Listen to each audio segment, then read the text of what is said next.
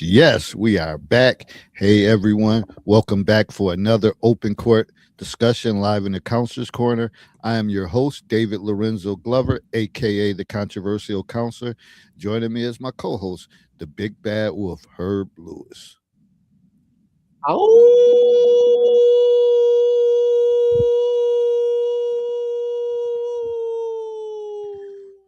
Oh shit! Either he about to cook or he ain't eat or something. The wolf is growling tonight.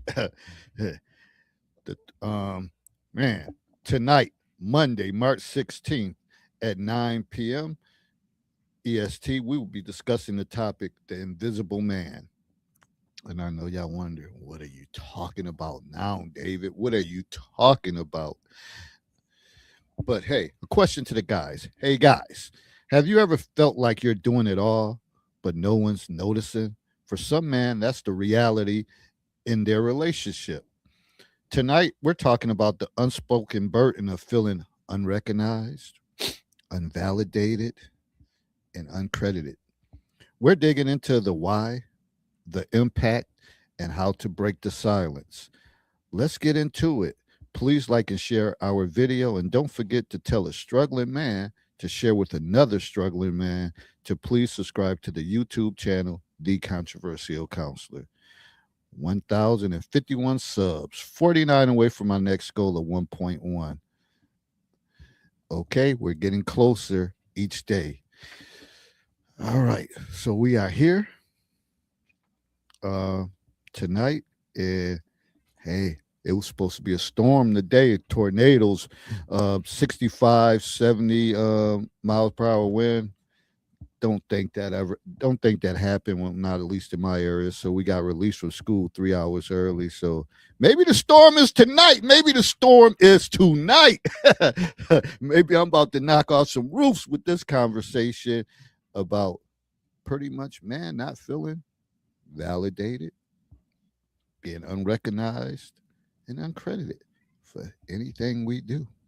I know some of us go about it as in a quiet way. I ain't even gonna get it. Let me settle. That's how. Let me calm down. Let me do some housekeeping things, whatever.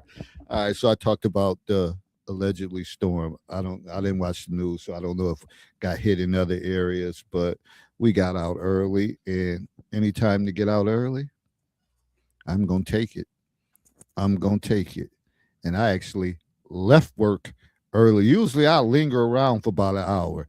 But I said, nah, let me get out of here just in case. So I've been kind of home this evening, relaxing, watching, of course, ESPN, getting caught up in the sports world. And here you have it. So weather's been kind of up and down, mainly 50s, 60s, whatever. Then we had some days that was 30 something. So we'll see how it pans out for the rest of March. Hey Doc, how you doing? Big Bad Wolf, what's new with you? What's going on with you? I know that growl was quite vicious, quite vicious. I was supposed to tie up some or a loose end. I suppose you can call it a loose end. I was going to kind of put a cap on something that happened some years ago, just to see if I could get into the mindset of why it occurred in the first place. And when it happens, I'll bring everybody up to speed. I'll bring you full circle. But she wasn't feeling well, so we had to postpone and reschedule. I don't know when the reschedule is going to occur. But other than that, man, I'm just waiting for everything to settle down in terms of the weather because we got a little blast of snow 3 days ago. It came and it passed. But I'm just trying to get everything situated, especially having to do the home repairs. The garage is probably um number one, I suppose I should shall I say. That's gonna probably cost about 6 grand. So once I get that done, I'll move to the interior of the home. Planning a few getaways this year. Might be looking to hit up Puerto Rico. Puerto Rico, I was speaking to somebody and they were talking about San Antonio. So, hey, the wolf is gonna be moving around this year. Oh, I didn't even look out the window. Okay, it might be snowing here.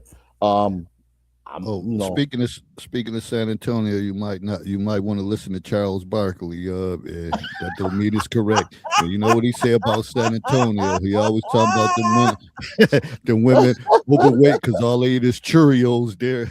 So he always speaking on San Antonio. He said Vicky ain't a secret there. I'm just going. I'm just going to vacation, man. I ain't, I ain't worried about the sand at the beach. So, and then somebody else was talking about saying Puerto Rico, which I've never been to. So, that coupled with the brothers trip that we're gonna have sometime in September. The Wolf plans on being busy this year. That means I got to get my passport, start looking to venture overseas, and just get some things done, man. It's about that time, man. I'm getting up there in the years, and it's time to start putting these sick hours I have to work to use, because I can't take it with me if I leave or whatever the case is. So that's about You can't take it nowhere with you, even in retirement, whatever, yeah. which is crazy. So that's another thing, which is crazy to me that, and I don't know if it's like that in every state, but it may be that when you accrued all this sick time and all this stuff, you would think logically you would be able to get, hey, maybe a lump sum of money for that time. No, they average that shit into your regular monthly pension. And I don't know, man. The way things are set up in the way, I think we've got jobbed, man, with the way this system is set up and things like that. Like, so to me, if somebody's 54, 55, and they want to step away and they had massive sick time, they should be able to choose what they want to do. No, give me my lump sum money with that. I know you're going to tax the hell out of it, but give me mine because I put in work. Nah, we don't really, we really don't own or have rights to anything, whatever. We just showing up working, and at the end, I think we get misused and abused in this system, and we just keep taking it, keep taking it, and keep taking it. And I know people might say, "Well, what are you gonna do about it?"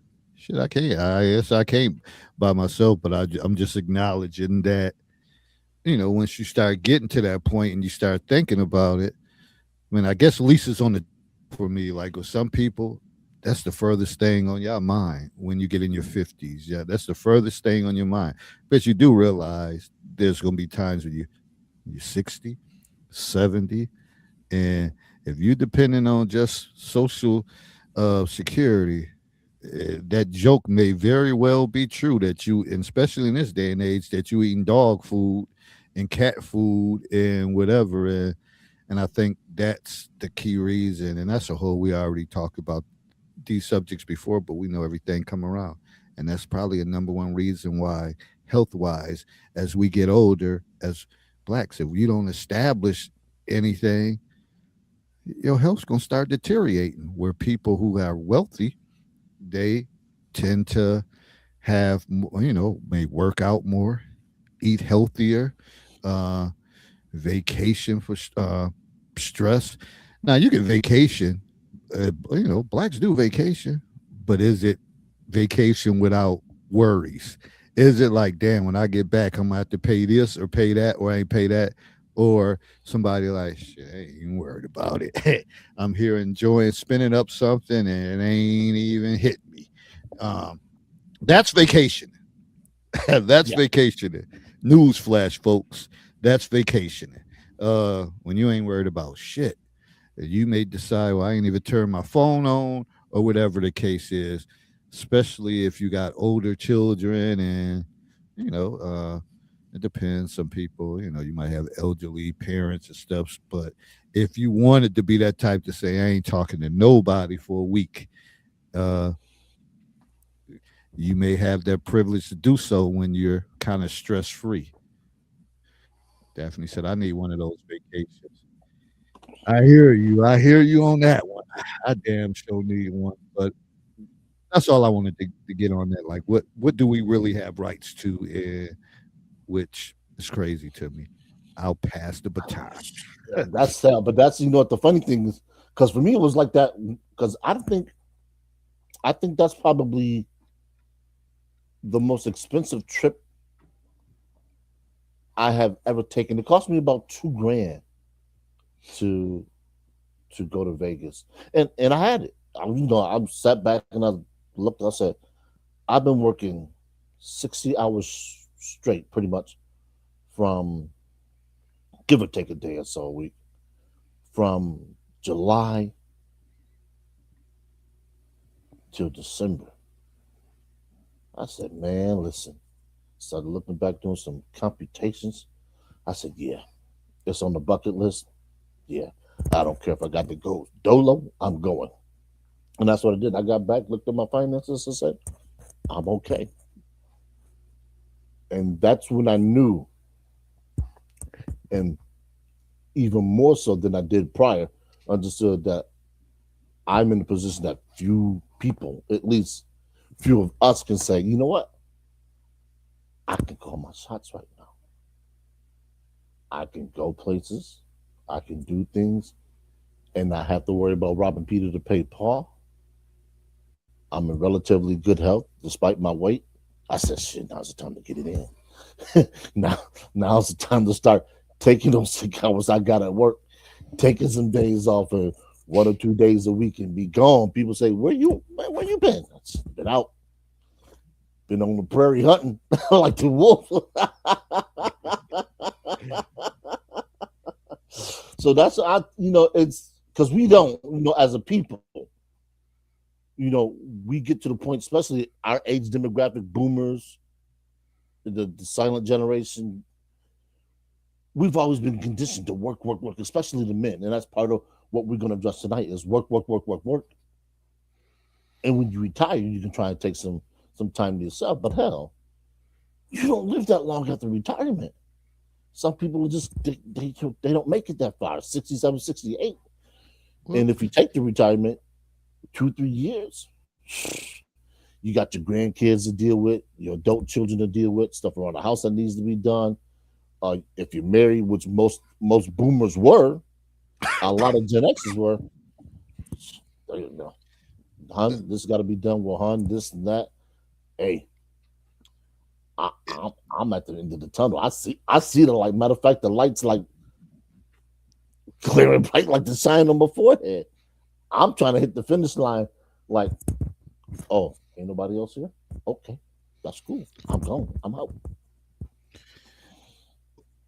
One of the things I don't think, again, I think it's designed that you don't get pensions and anything like that, and they want you to croak and all that stuff because even with the age for Social Security before it was 62, now they're trying to raise that shit to 67, and I guess you'll get even more if you're 70. Who the frick want to work, like really work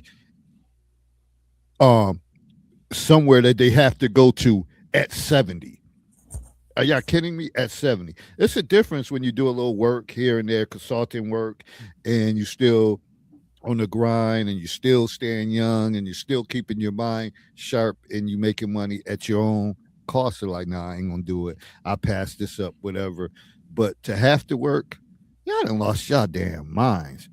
And also, one of the things is when you have children and you have your pension, it's not designed to like go to like if your beneficiaries like your kids, because they really the person can't be 10 years, you can't be more than 10 years older than them. So basically they're saying, oh, it can't be a kid, because if you're 50 something, you got like a 20-year-old kid, that means they'll be collecting that stuff, that check for could be 40, 50 years. They ain't trying to pay out that. But if somebody's less than 10 years older than you, they figure they're going to die shortly after. So we are getting hustled to the end, to the end. And even if, some people do well with life insurance and stuff, and they take out all these policies and all that stuff, do you really, I mean, we know everybody gonna die, but do you really want to say, oh, I got all these policies and like, man, I can't wait to cash in? Does that mean you're gonna lose somebody? Yeah. And So do you really want to? But you do understand that it happens, and other folks benefit well off of that, and we still go funding the death. But it's like it's one of those hard conversations, hard talks to have. Uh, Definitely, I know I need to restructure my life and include vacation. Yeah, and I need to do better with vacationing myself, and that's why I keep saying that's why that sprinter gonna come in handy because I'm gonna be vacationing every time. I'm gonna map it out. I'm mapping it out that if I gotta be somewhere, I'm gonna get there early, and then my next location, it's gonna take a couple days to get there. So, and I'm gonna be getting a couple thousand a load. That's the game plan. That's the game plan for me. Whatever, just taking my time.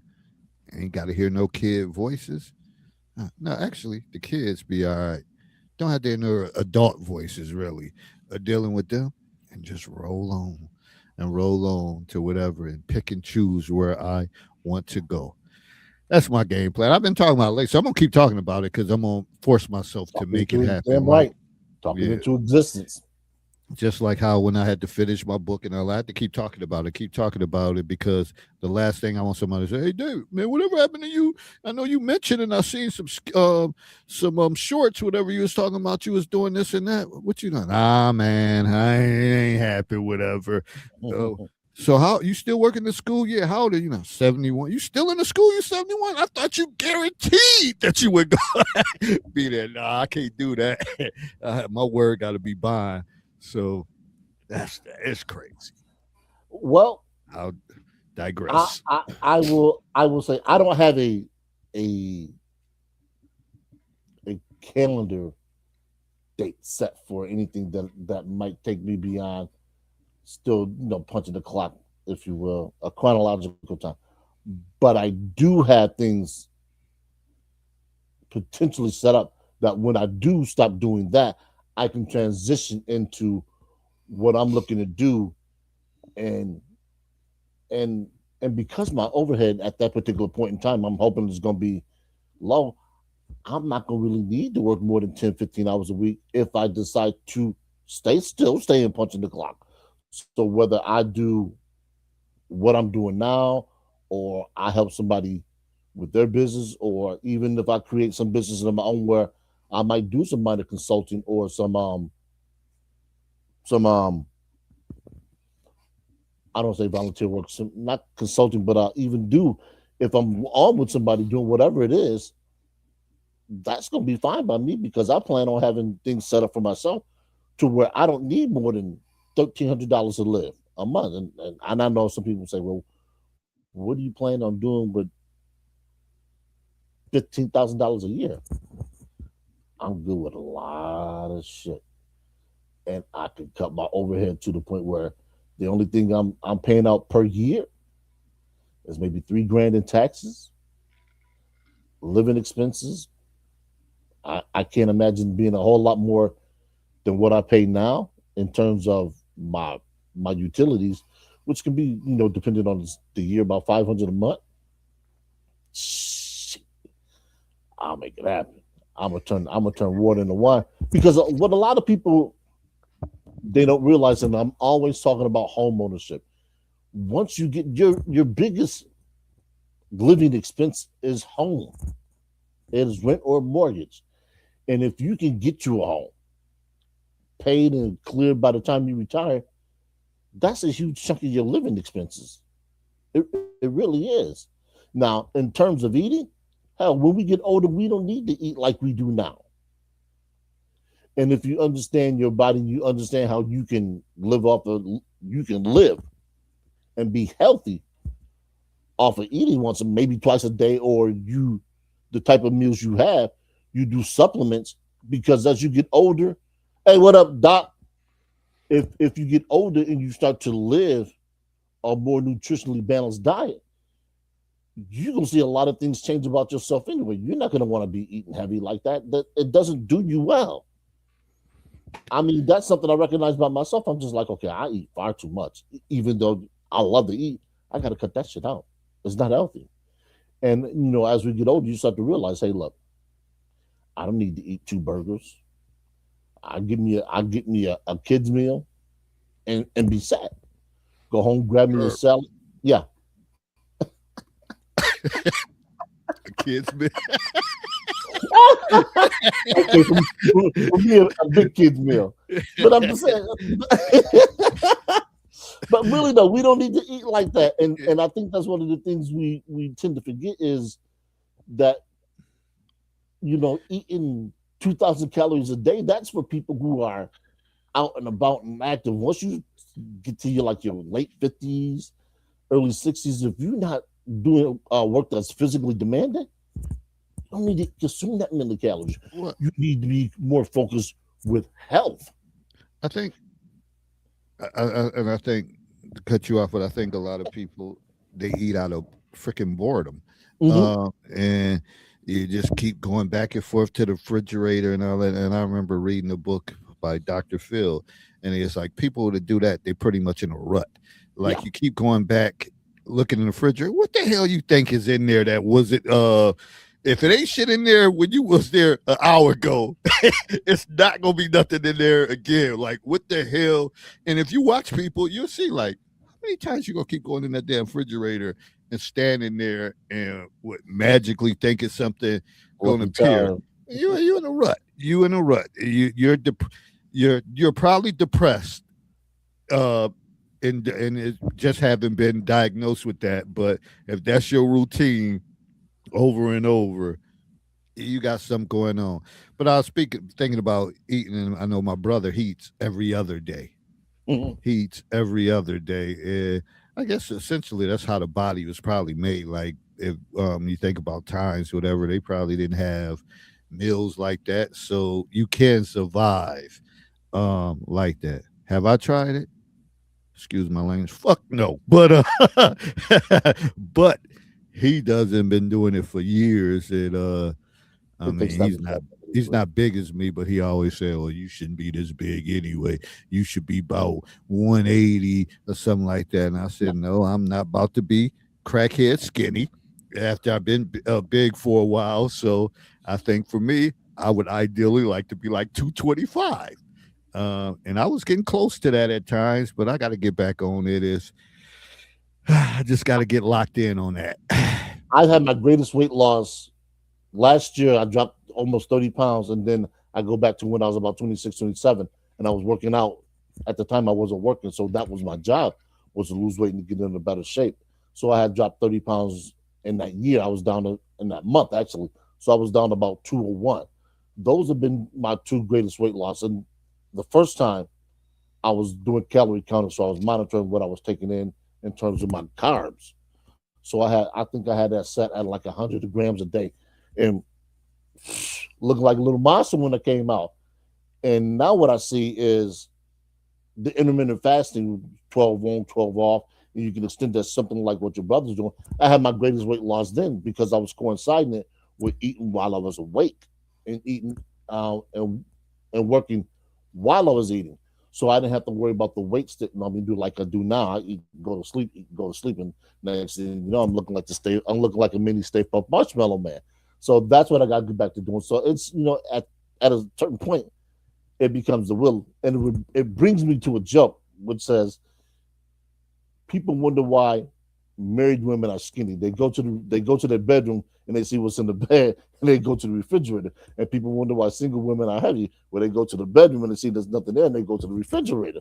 So it's all about choices, choices and trade offs, man. Nobody gets out of this life unscathed. It's just a matter of how long you want to do what you're doing. And if you like what you're doing and you draw some satisfaction with it, you're trying to do it as long as you can. And that's it. So now that we've kind of talked about that, we're going to really get into the subject, the invisible man.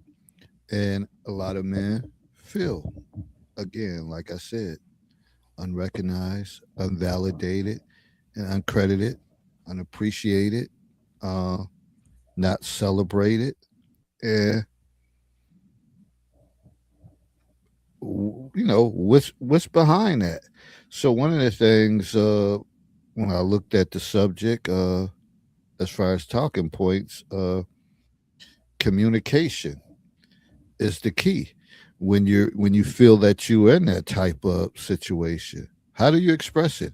How do you let if you're in I'm assuming if you're in a relationship, you have a family. How do you let those individuals know? Do you just keep quiet? Some guys, some fathers, some guys just don't say much. They kind of quiet. They come in, they have few words, they say this or say that, and the mother is doing all the yapping.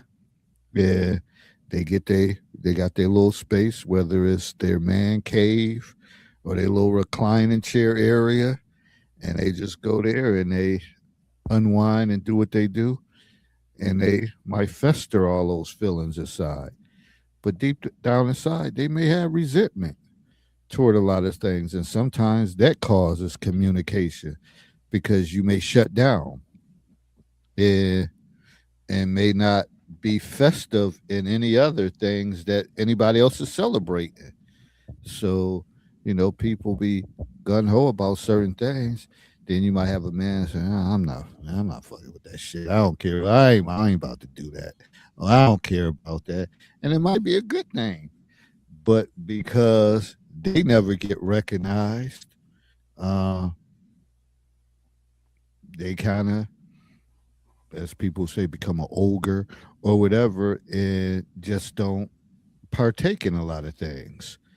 And hey, freedom, justice, and equality. You got to give, I always talk about greater than, less than, equal. You got to spread the wealth.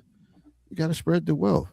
I mean, me and her was talking before the show, and you talk about Mother's Day and all that stuff. How women go, to me, overboard and carry on, and there's all types of advertisements and stuff like that. And kids go overboard. Oh, we got to get moms this, we got to get moms that. Dads probably get the same old shit over and over. Maybe a car. If it's somebody like me, like socks, get them a pack of socks, get them a tie or whatever. But when they get all types of shit, new air fryers, new Coach purses, new this and that. Yeah, I can't even buy dad a jersey or chip in and get him one or anything like that. Uh, I'm just I'm just saying how things could lead to little things lead to big things, and that's one of the key things: communication, where the shutdown may begin. Because if he out there working and grinding, like yo, I don't got time to attend all this stuff. I got a household to run and got to make sure we stay afloat. And I'm working overtime and all this. Nah, I can't attend every event. I may not make every game, but you know one thing: shit, our cable gonna be on, our internet gonna be on, and everything else. We gonna have some food in the refrigerator. That's my concern. Does anybody ever take the time to say, "Thanks, Dad, for keeping us afloat, man. I know you might not manage how Mom managed everything and all that, but damn, you a rock. Without you, you a rock." Do anybody say that? Let me answer that for you. Like I said earlier, fuck no, y'all don't. Excuse my language. So that's where you have sometimes the communication breakdown where men start to like side eye and be like, "Man, I ain't really fucking with y'all like that. I ain't messing with y'all like that." I don't, and it's unfortunate because he should be a part of the equation and he should be willing to celebrate. You're supposed to celebrate all small successes and everything, but sometimes when you don't feel like you're getting just due, you kind of alienate yourself from it and kind of become detached from it. Just my take on that part. Yeah, I'm gonna read an excerpt from the Goodman Project of 2026. This is by I always want to give out acknowledgement from my sources, and this is from a TV show called Eight at the Table. And if you've never seen that TV show, check it out. It's actually, for as much as they banter, they actually do come up with some relatively good ideas and concepts within the dating realm. Okay, the relationship. The article reads as follows: modern relationships are under pressure like never before.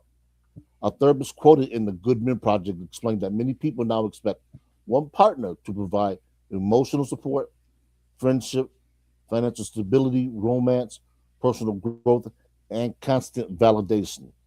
Roles that historically came from family, friends, community, and extended social circles. When one person is expected, pardon me, when one person is expected to be everything, disappointment becomes almost inevitable. The real question may not be whether relationships are failing, but whether modern society has quietly removed the village that once helped relationships survive. Now, in addition to what they did, I came up with four other areas that family, friends, community, society usually look at men specifically when they're talking about these things. One of those is infrastructure. If we look at infrastructure jobs, they're heavily employed by mostly men. Security, romance. People tend to think of romance as something that women do. When have you ever heard of women planning a romantic getaway for her and her husband? When was the last time you ever heard, speaking of which, Valentine's Day has just passed, when was the last time you heard of a woman actually making a dinner date for her and her husband because she wants to get away from the kids and she wants to be romantic? Most women have no idea what it means to be romantic unless it's Mm, something that they receive. mm. Ergo, that the man has to put forth the effort. This is why a lot of women talk about no 50-50 on dates, or he has to pick me up, he has to do this, he. Almost sounds like a joke if you catch the meaning. He. And family. Those are usually four key cons four three. Got football on my in my mind. Four key critical computers components of the human existence. And most of those are always going to be male dominated for whatever reason, even coming through the transition that we're undergoing now with feminism, even though DEI is pretty much on its death throes, they're still looking at the masculine principle to assert itself, whether it's by doing everything or doing the important things. Even if we've seen this. Shout out to matter of fact, I'd be remiss if I didn't mention BGS and Dr. T. Hassan Johnson. They do some, especially Dr. T. Hassan Johnson. He does a yeoman's work in this field. So if you don't know who he is, please check out Dr. T. Hassan Johnson and the Onyx Report. I know he's caught up with school. He isn't airing as much live, from what I understand. He's doing a lot of pre-recorders, but either way, that and the Onyx Report. Check those out on BGS. I don't think the master teacher needs any formal introduction into what he does. Now, but the thing that becomes the problem that we as men, regardless of your race, is no matter what happens with this society, and when I say society, I'm talking about Western culture, American dominance, and things of that nature. We're always going to be held to a standard higher than just about everybody else. You're not earning enough money. You don't look good enough. Go get a better job. Get in the gym. You can't pick up women. You're an incel. Well, what are you not doing right? It's always male centered and it's always male targeted. And you can't complain because if you do, people will say, hey, look, you're not a woman. Stop bitching. Pull yourself up by your bootstraps. Go to school, get a trade, increase your value. You're going to hear from every angle. Even your friends, your family members probably will tell you the same thing. And there really isn't a one size answer that fits everyone. Because what if you have an individual who's done just about everything that they can do? They're physically fit, they earn decent money, but He's just not. He's just not attractive to the women that he's around. He might be at that height. He's 5'6", 5'7".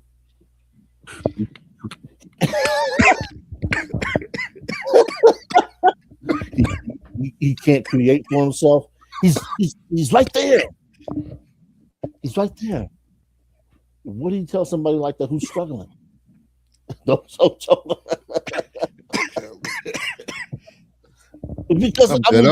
I'm at some of the things that I hear women say when because of, I got a sister, she got a lot. You cut out that got me kind of laughing. Choke me up because if you 5'5", 5'6", it's hard to approach a woman in some type of setting, especially if it's a public setting and you come walking towards them. More than likely they're gonna have something smart to say. Don't even know you from a can of paint. You could be a CEO somewhere, and whatever they like. Who is this little ass man coming over here to say something too? So, my bad. because this is because let's face it, we've heard the adage that this is a man's world. But what kind of man is it, or does he have to be for it to really be his world? Because if you don't have that je ne sais quoi that a woman wants, that turns her on, that gets her going, shit, he might as well be a spinning top in a solar system with no sun and no planets. He can't do anything. And this is what a lot of people don't realize. And so when people say improve yourself, yes, you're improving yourself, but what's the gain? I mean, if I'm 5'7", I go out here every day, I'm banging and grinding to where I made myself a viable male candidate for women. I'm making, let's say I'm pulling in $65,000 after taxes. So I'm making about 80, 90. But I can't find the women that I want. I can't find the women that I'm attracted to. When people say, well, there's some single mothers. Single mother? No, I don't want that. And people will say, well, hey, what's going on, Rope Pill? People say, why do I have to settle for playing stepfather? And you will inevitably hear the chorus from the women. Well, other men used to do. Well, I'm not other men. I want someone that's for me, someone that if I choose to do this, I don't catch any flack. So you get the men who engage in getting their passport and they're going overseas. So you got to deal with the flack that's coming from that decision. So no matter what decision you make, what path you make, or you path you choose to take, somebody somewhere is always going to have something to say. It's like the old adage, you can't win for losing. Can't kill nothing, nothing won't die. What are you to do as a man? No matter what you do, your path to happiness, fulfillment, always seems like it's predicated on what someone else thinks. And that is not a way to live. And people talk about stress. They talk about having to endure, especially now, having to work in an environment that is almost hostile to the masculine principle. I know I'm at the point now where most of my jobs, and I'm fortunate that I only have to deal with a handful of people. I go to work and I don't say anything to anybody. I don't engage in casual conversation. I don't ask how your parents doing. Somebody died. Sorry to hear that. I keep working because I found out that to be the best. Now, does that make a great work environment? No, because nobody's friendly, nobody cares, and it's just 3 hours till I get out of here, man. I can't wait till lunch, man. It's so quiet here, man. You just want to turn on the soft music, man, and have that white noise and just put on some earphones, man. And it's tough. It really is. It's tough to navigate the world as a man especially if women look at you and they see you got something going for yourself. Oh, he just graduated with his master's. He's got a house, no kids, and inevitably the rumors start. Who's he dating? Is he gay? Oh, he looked that good. He ain't got no ring on his finger, and it, and it's like, why? And then next thing you know, they start creeping around.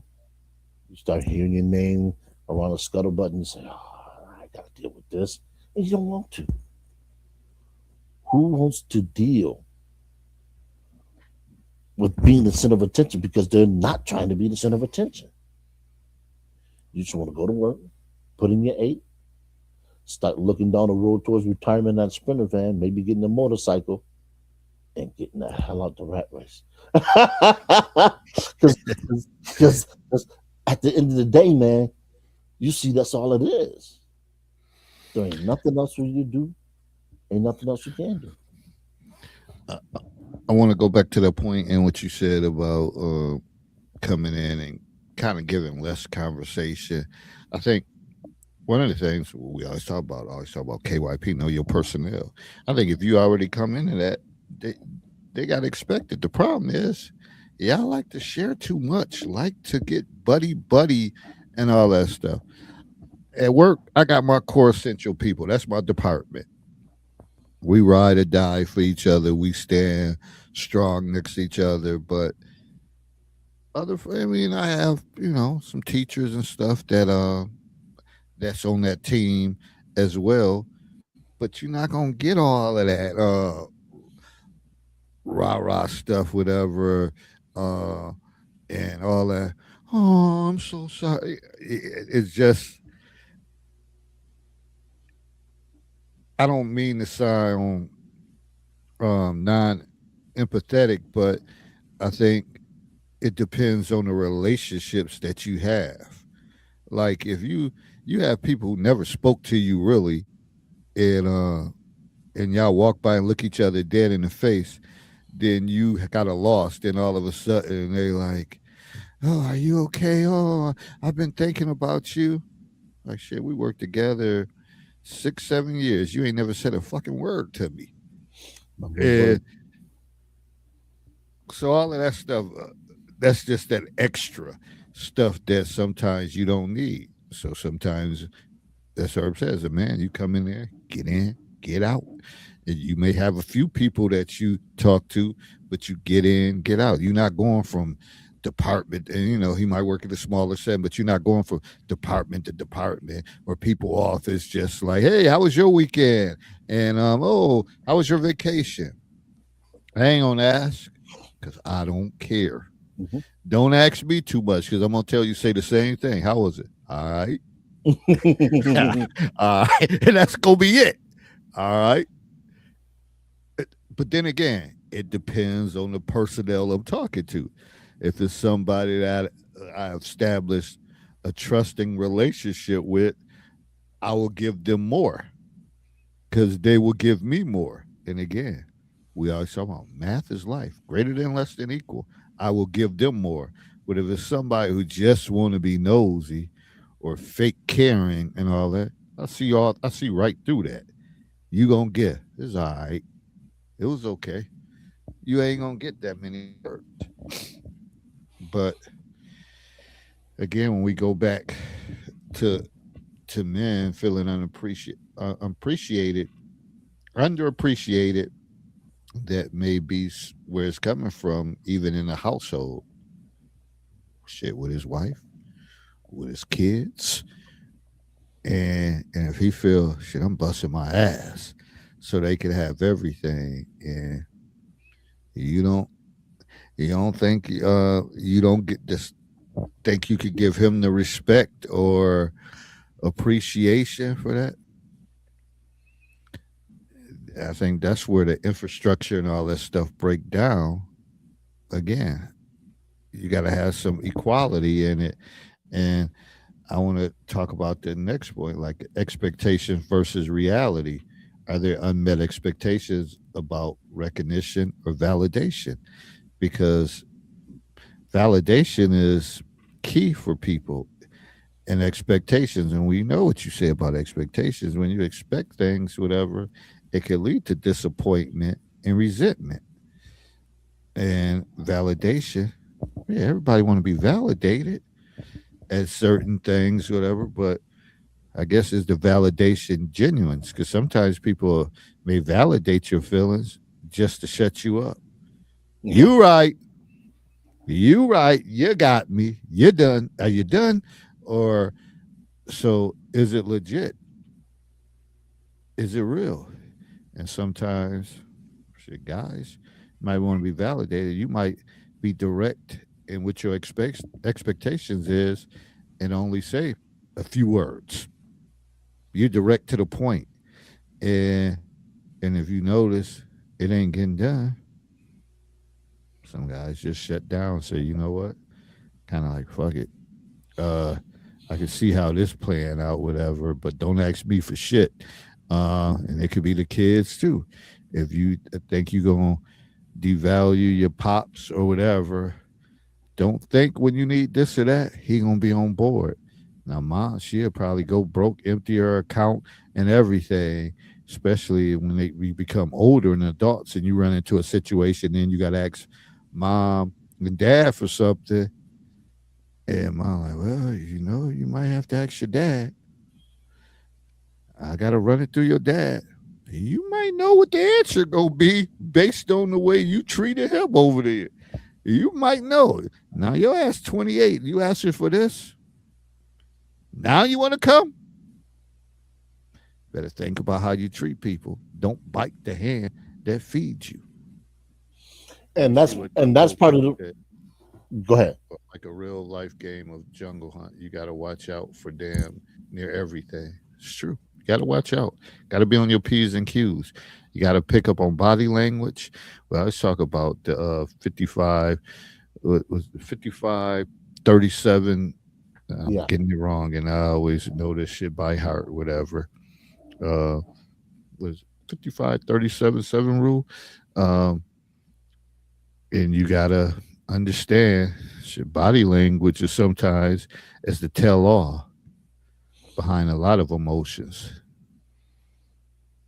yeah, So and the thing about that, what I just tend to counter it is I pride myself in a person when it comes to body language is to be unreadable. And I know some people say, well, why would you want somebody not to read your body language? Well, it's simple. I don't want anyone to think they have me pegged because there's a lot of people who will look at you and think one thing and you have the complete opposite thought to what they think they have read. And I tell people, I said, if you want to know what I'm thinking, ask me. Don't try and read me because I'm a person that exists in Braille, and if you can't read me, and Braille is kind of a euphemism, meaning that in order for you to actually understand my body language, you got to touch me. Because if you ain't touching me, then you can't read my body language. Because even under the most intense situations, I'm cool. I'm cucumber cool. So I tell people, don't try and read my body language because more than likely you'll be wrong. You want to know what I'm thinking? Ask me. I'll tell you. Unvarnished. I will tell you. Now, to what you were saying, Dave, you got an older adult male asking his father for some things. There may have been father son relationships that are contentious. He may have been a mama's boy. She may not allowed you to discipline him. He wasn't into sports. He didn't take any. He didn't take into anything that the father wanted to instill in him. So now he got himself in a situation where he needs to go to his father. How does that situation go?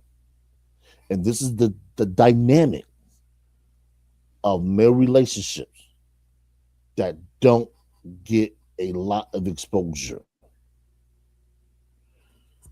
And I'm going to reference the movie Fences because there's a part in that movie where that takes place.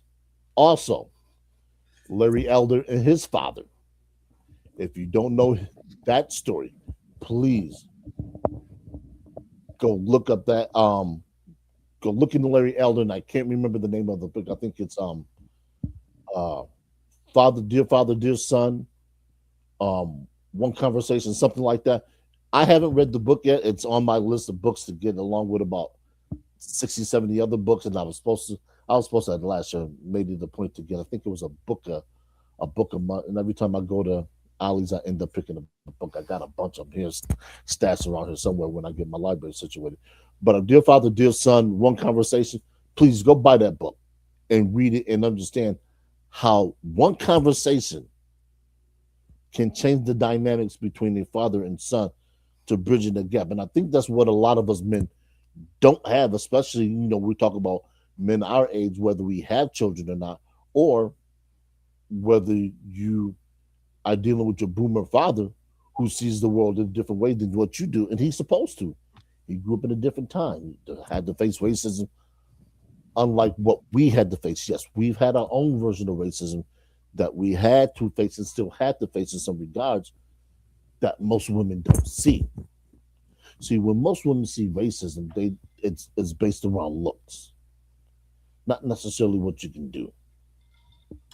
For men, it's based around what you can do, in addition to what you look like. Come on a job with swag, they trying to knock you down a peg. Come on a job thinking you know it, they want to see too that you don't know. There's this guy I follow who makes a lot of these movies called Dar Man. And I find myself, even though I kind of know what the end is going to be, I kind of find myself riveted to how it shakes out. Because some of it has masculine principles and some of it doesn't. Some have to deal with hardships overcome, some don't. At least in the United States, you can sometimes mitigate your circumstances. So if you happen to be born a minority male and you're short, you get in the gym, you can make that money, you can set your destination. You can set the table so everything comes to you. But if you're not charismatic, you weren't born around a bunch of men or hung out with a bunch of men who could point you in the right direction, you might starve. And the only way you might get women to be around you is if you become a male workhorse. Uh, I'll deal with that in a moment. The only way you can get around women is to be a workhorse. So you go home after your 8, if you're doing another job, 12-hour shifts. You want female companionship, but the only thing you can get is females who want to work you. So your list of potential encounters, shall I say, to move furniture, only have you really moving furniture. Move it up one flight of stairs, down another flight of stairs. You're moving vertically, not horizontally. So that just gets old. You say, look, I'm 30. I'm reasonably attractive, but I can't get a mate. Well, the question becomes, who are you reasonably attractive to? And then all of a sudden, the reality of your life sets in. You mid-30s. The only time you get to see a female unglad is if you turn on the computer, or you go get you a sex bot, or you go pay for it. No, I'm not telling you any of those are wrong. I'm just saying I understand your plight. So you might have to travel. You might have to do something different. And eventually, word gets out. Some people say, oh, you can't do it here, so you one of them. You got to go pay. Hold on. Yeah. Hold on. The sex bot. So what's a sex bot? A sex bot, for those of you who don't know, who are late to the party, is just that. Is the male equivalent of the female sex toys. Now, how they set them up or how they design them, I don't know. I've only seen them because in the red pill circles we talk about these kinds of things. But make no mistake, I mean, I've seen some clips of these things and I'm just like, wait a minute. There was a matter of fact, there was a comedian. I can't remember her name. And the skit she did was funny as hell. Dude unpackaged a robot. She came in there and started mimicking him just like a robot. Said, I'm gonna go over there, cook you something for dinner. Said, oh, your taxes need to be done. Sat down, did his taxes, so they sitting at the table. He puts his hand on his knee. She said, wait a minute, your hardware does not fit my software. and she started to shut down on him, and she started to malfunction on him. I was cracking up because it was funny as hell. Not to mention that she was a Caucasian female and he was an African American male. He made it even funnier. And I was like, but there's there are men who are actually having to endure that. And like I said, don't let word get out that you travel overseas for recreation. Oh, they really gonna hammer you. So what do you do? What do you do if people label you an incel, but you just realize that you know what? You need to go where you celebrate it, not where you tolerate it. And it's gonna be the same women who don't want you, who don't see any future with you, that's gonna talk about you the most. They're gonna say you lame, you square, you ain't got no game, you this, you that, your shoes messed up. They're gonna throw every name in the So, book at you. Go ahead, so Dan. Herb, I gotta ask you this question. So back in the days, Mhm. and we brought this up on the show before, and you know how I feel, and that was when I got probably my mid 20s about because living in Niagara Falls, some people went over to Canada, some people went to Buffalo. Mhm. What was the deciding? The deciding factor, at least for me, was when I used to go to clubs around here, I would meet women from Niagara Falls, Ontario. Uh, So I was like, okay, wait a minute. I can walk across the bridge. I can go hang out at Maple Leaf Village. I can go to Rumors. Yeah, hey, all right, cool. So you go to Rumors, Daily Planet. I mean, and all these places were, they within walking distance, depending on where you lived at. I mean, hell, even now where I'm sitting now, even though Maple Leaf Village is where the casino is, and Rumors doesn't exist anymore, it's a restaurant. I'm a half an hour walk from that particular location. Now, I can always catch a cab down to the border, walk across the border, clear customs, and I'm right there. I can get popped. I can so get twisted. Go so ahead. so was it perceived that to go over there, like for guys, like it was easier, or they just had more choices than somebody said, I'm gonna hang out and go in Niagara Falls to go over to Buffalo to if you were out there seeking women. You didn't. It was the stigma that you had to beat, Uh, and the stigma was money, and it was always money and game. So if you weren't selling and you weren't hustling, and you didn't have that kind of money, you couldn't bang heads in Buffalo like that. Them cats, because the places that you were going to in Buffalo, them cats were rolling in dough, and you ain't have a car. You went with a bunch of fellas. It's like the movie Scrub, like the song Scrubs. I don't want nobody want no scrub. You riding shotgun? Oh no, I want the dude that's driving, and the dude that's driving might be the king of the bunch for you. So you got what he don't get, you got to get the scraps from. And if you low man on the totem pole, and like you used to always talk, you guys used to go out and get numbers. If you couldn't get a number, yo, you can't go with us, man. You pulling us down. Your average is subpar. So you would go over to Canada, where, and I take myself, I was never the best looking guy in my group. I was never the worst looking guy in my group.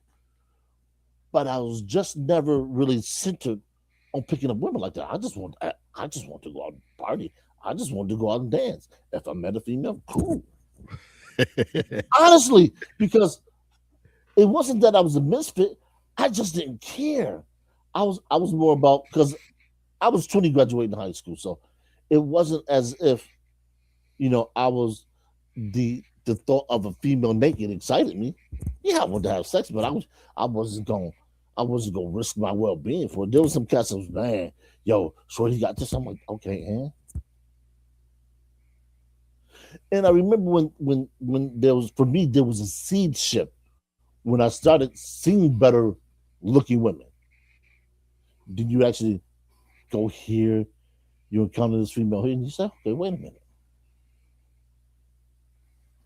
If this is here, and this is just the tip of the iceberg, if you will, the hell, what's beneath the water? So that's when you start to get yourself the scuba gear. You start examining some things. You say, "Oh, oh." now I see what this is about. And then your world kind of opens up. It's kind of like that flower that you come, you leave your house one day and it's closed, and you come back 2 days later and it's open. That's what it is. That's what the mind was like for me. And then when I started to realize that I could get attractive women just by being me and working in an average job, I was like, oh, okay. So this is what success in the game looks like, and I don't have to do anything to put myself at risk. Unfortunately, for a lot of brothers that wanted that that dime, they did things that put themselves at risk, and some of them end up getting clipped with. They end up having to go up and do time, and that female's still running around, dealing with them cats like that. So you say to yourself, "What am I to do?" It's like on the song Vapors. Nigga, please, you work for UPS. Now, shit, UPS drivers is pulling down damn near six figures. You mean to tell me if a cat can't bag a female legitimately and he got a legitimate job, well, what hope do I have when I'm only making half of what he's making? So not only do you have society telling you one thing, you got females telling you another thing.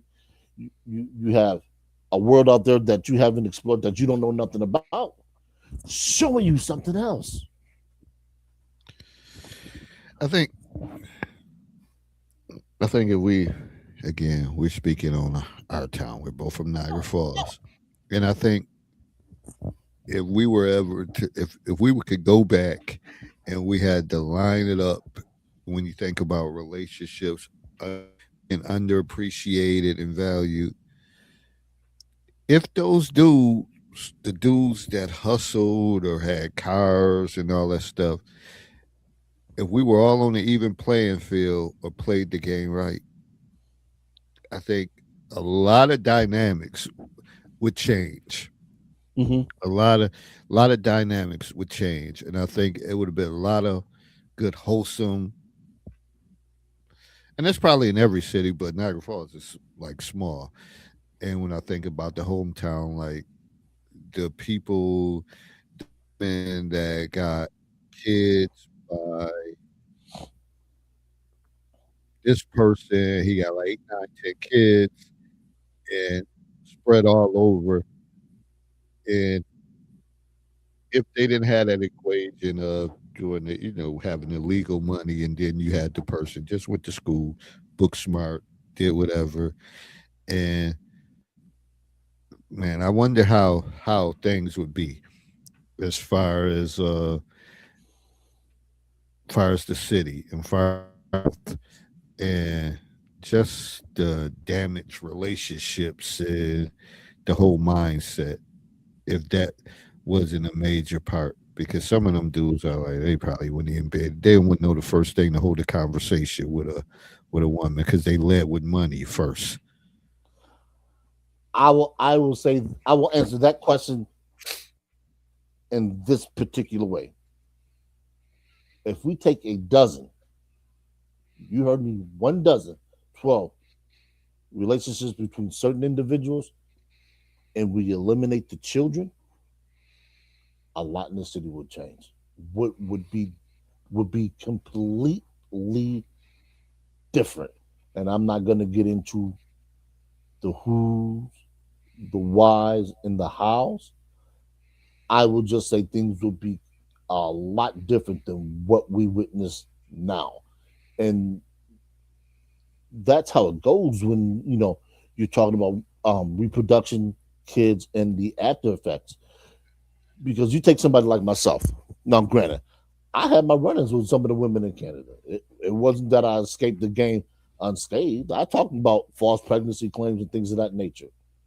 However, I was also mindful enough to say that if I produce one child out of wedlock, that I would stop dating until that child became of age. And some people say, well, would you want to do that? Simple.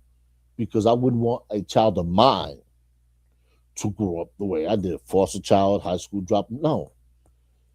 Because that child deserves better than that. But that's what a lot of people, you know, they don't come to the realization of. they don't come to the realization until it's too late. That child is in the 20s now. That child has a child, and now you 45 and you're a grandfather.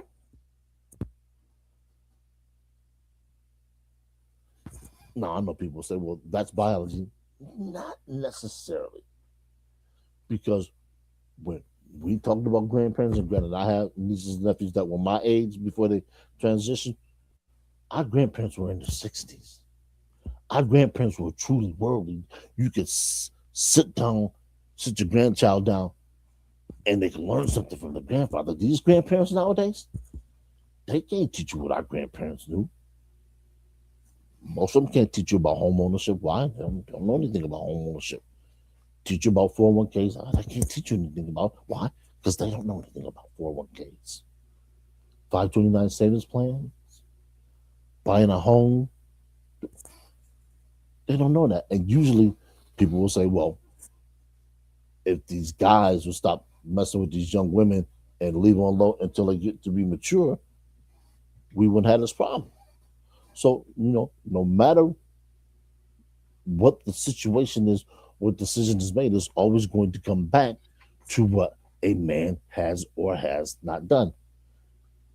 Often, that's the consensus. We just starts and shows with it's always Jermaine's fault. It's always Jermaine's fault. There's room to blame men. Always gonna be room to blame men because men are supposed to be the providers, the protectors. And I know some people say that women are the first teachers. And I heard somewhere, and when I first heard it initially, I thought that's not correct. Actually, men are the first teachers. Why? It's simple. If you got a man and he sees a female that he's physically interested in, but she's behaving in a way that he finds less than desirable, that man has one or two options. He can deal with that female as is, attitude, behavior, and change, or he can tell her, hey, look, that's not how I get down. If you want to get with me, you want to be in my program, you're going to have to change how you behave. Now, I hear women out there already talking about, well, I ain't changing for nobody. Bullshit. Bullshit. If the right cat come along and he lay down a program the right way, something like that, the right way, you ain't going to have no choice but to change. Now, whether you do it begrudgingly or whether you do it willingly, you don't change. Why? Because he's providing a lifestyle that you want. This is why a lot of cats, when they get certain women, they take them out of the element. They take them and move them somewhere and say, oh, no. No female of mine is going to engage in that kind of behavior. And some people want to call it controlling. Call it what you want.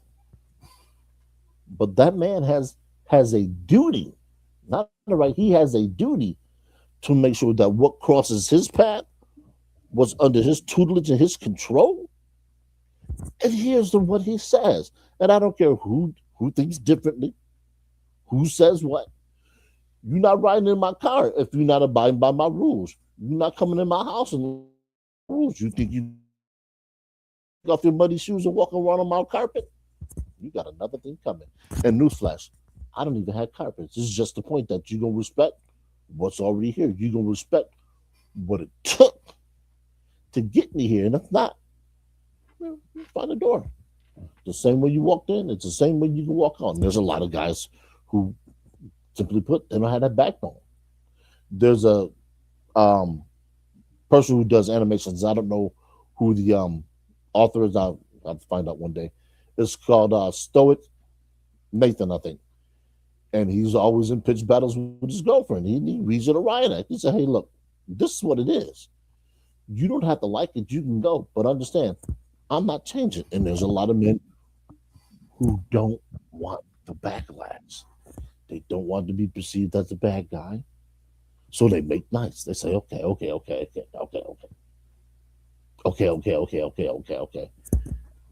And they never push back. You may have heard the term called impact.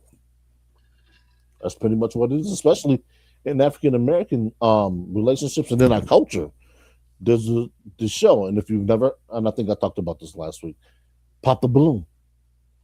Go take in a couple episodes and see how how silly and name some of the reasons why women eliminate some men to potentially date. I see the shows and I'm just like, yo, you dodged the bullet. She dodged the bullet. Because there was one woman who eliminated a guy because he got his hair done once a month. She said that wasn't enough. And mind you, he had dreadlocks. So she asked him how often he get it twisted. I was sitting there floored. Now, I'll be the first person to tell you, I don't know anything about dreadlocks. I'm not necessarily a fan of them. Some people are. You love them.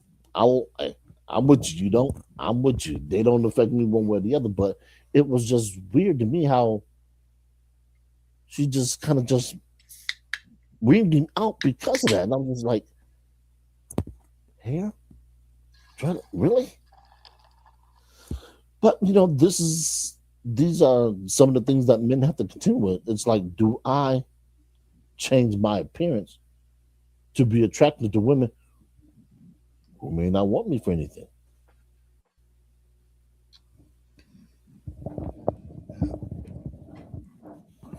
Some of all that, I think women have a lot to say about a lot.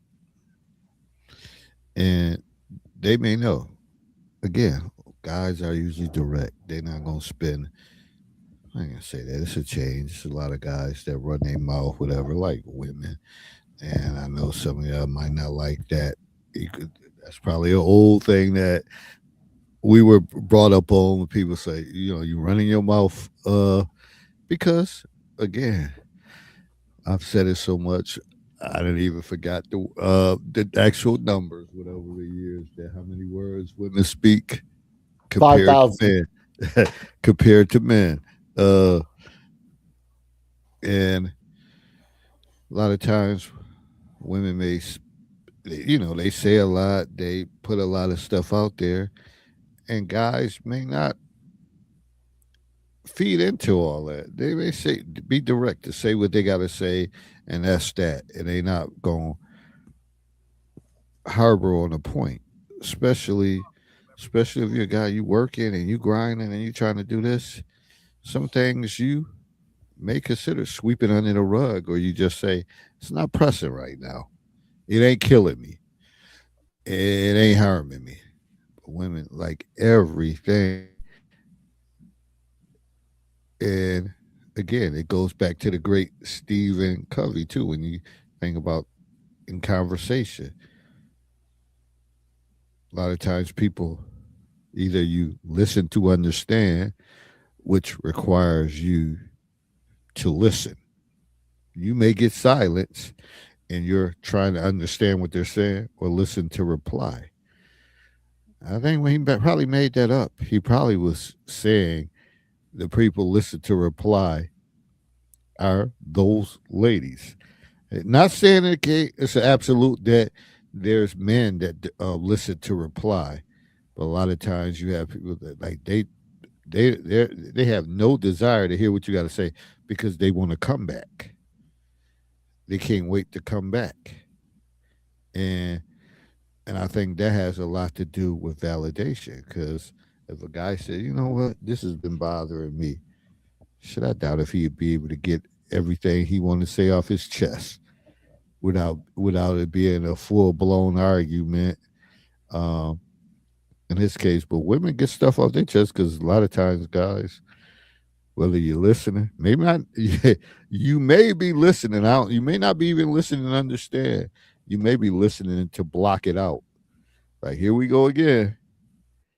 Here we go again. Been down this road before. So it's a lot when you think about the dynamics of communication. Again, when you think about that 55-38-7 rule, but always, always adhere to Stephen Covey about the listening to understand and listening to reply. Because when you truly listening to something, You just listening and you respond. Sometimes you might not have a response. Uh, but some people just When somebody like yep, yep, yep, okay, whatever. They're really not hearing what you said. They're just waiting to say something. And they're dying to say something. So they never heard anything you said. So again, people, there's really no winner in the argument unless you get off on, yeah, I made her cry or I made him fall. If you get off on that, but No when you problem. genuinely care about somebody, you really and you feel bad about it, it weighs on you, it weighs in your mind, weighs in your heart, whatever. So you really don't want to. But sometimes people, you be like, okay, this is what you wanted. This is what you wanted. And as the saying say, I got time today. So we about to get at it. Because normally you like, I don't even want to be dealing with this shit. I deal with this enough at work, whatever. Uh so it's crazy. What's up, Josh? Whatever, Yeah, what's good on, my man? good brother. How Yeah. you doing? So it's crazy, like some of the little basic things, whatever, as far as communication. When we think about this subject about being validated, non-validated, or not credited, whatever, it's a lot deals with communication and understanding and the struggles that we deal with in relationships because well, of course, they always say everybody's sending a representative and people have their, but once you get to know a person, KYP, you know know your personnel. You know how they gonna respond to certain situations. Yeah. So certain things you should know, like, this ain't gonna go over well with him, or she ain't gonna like this, whatever. If you know that and you continue to do it, what does it say? What does it say? If he tells you, yeah, I don't want you to cook every day or whatever, but yeah, I work 12 hours. Could I have something? Could you make me something? Because sometimes that's deal breakers. I could tell you, and I was younger, was in a situation where I felt like I was giving it all, making sure she got to work, picking her up from work, and we wasn't living together. And I'm not no chef Boyardee or whatever, somebody that cooks like that. Uh, but I would work long hours, and that's where I always came up with the thing: Can I get a sandwich? Can I get a sandwich? We live separately. You stand with your mom, Dukes, and your child. I know y'all eating dinner. You never once thought, let me make a plate. Let me call him and see if he want a plate. Never once made me a plate or a sandwich. But I was out trying to be a man doing this and making sure you got there. To one time, an ex of mine was like, called me up. Like, how you doing, David? I'm like, I'm good, whatever. So I was thinking about you, whatever. What you eat today? I ate such and such. Now, what you really ate? Because I made your favorite meal. Uh, and I thought about you. If you want to, I could bring you a plate, or you could come over for a plate. You know the rest of the story. You know what ended up happening, right? Y'all know what ended up happening, right? That again, know your personnel. That person, we started back up talking again, and the other one got kind of kicked to the curb because that one person validated and understood the other one, saw her self-centered and was based on her thing and never really, it got to the point, and I remember one time, and I'm gonna close out this whole story, whatever. She could be listening. I don't care at this point. But we were living in we was in Buffalo, but I had went to a reception in Niagara Falls. Now she worked in Buffalo. Now I knew damn well. I'm like, I'm really at this point I was kind of fed up with the situation. And I said, I'm going to this reception. I'm really not trying to leave this reception having a good time amongst my family and friends that leave and have to go pick you up and bring you home. Some of y'all might say, you're a dirty dog for that. But we didn't really have cell phones and it might have been pagers or something. And and I told her I was going to the reception. But I think I told her maybe you should try to find another way, a ride. Oh well, she wasn't gonna catch a cab, whatever, because she was used to me doing it. That costs money and all that stuff. So guess what? Of course, well, she say, but I don't know. At the time, she's like, "Oh, you didn't answer this. You didn't ever call me back, whatever." So I ended up walking. Yeah, your ass had a lot to think about when you walk. You had a lot to think about because at that time I was enjoying myself, partying, and I was Mhm. not about to stop doing what I was doing to come get your non-appreciative, ungrateful ass. So you should have been walking and thinking about all of that shit. And I think after all of that, that was kind of like the spiral thing. And then the final statement with my grandmother said, if somebody ain't for you, you go one way over the Hey, bridge and they go the other way. And I started realizing that and she got kicked to the curb. yeah, let me read this. There's a story of a gentleman in New York City. I think it was Brooklyn. Ended up serving 20 years for robbery. He used a stolen money order to purchase his mother's stove, and he was misidentified as a man who actually took the money. Was two money orders. One was 9, the other one was 537 or something. 542. These are the type of decisions that men make to curry favor for people, whether it's a mother, brother, sister, and uncle, and they pay a penalty 20 years before he was exonerated by a judge. I can't imagine having to do that just because you want to do something nice for your mother. No, we're not going to ever hear a story of a daughter doing that for a father or for a mother or for a brother or sister. Rarely. Because they don't face those kind of pressures. Especially men in underprivileged families. You're looked at as the son husband, shout out to Dr. T, for her. People will tell you, you know what? Well, that's his fault. He shouldn't have got caught up. Or, well, what do you want us to do? It's not, oh man, nobody looked out for him. Nobody told him, hey, look, be careful. You know, certain things can happen while you're doing this. Or, better yet, at her age, I'm going to assume that at the particular point in time, that she was probably in her late 40s. Why wasn't she married? Why couldn't the man that she was with or the father have helped her secure a stove? These are all the things that people don't give credit to men for doing or for helping.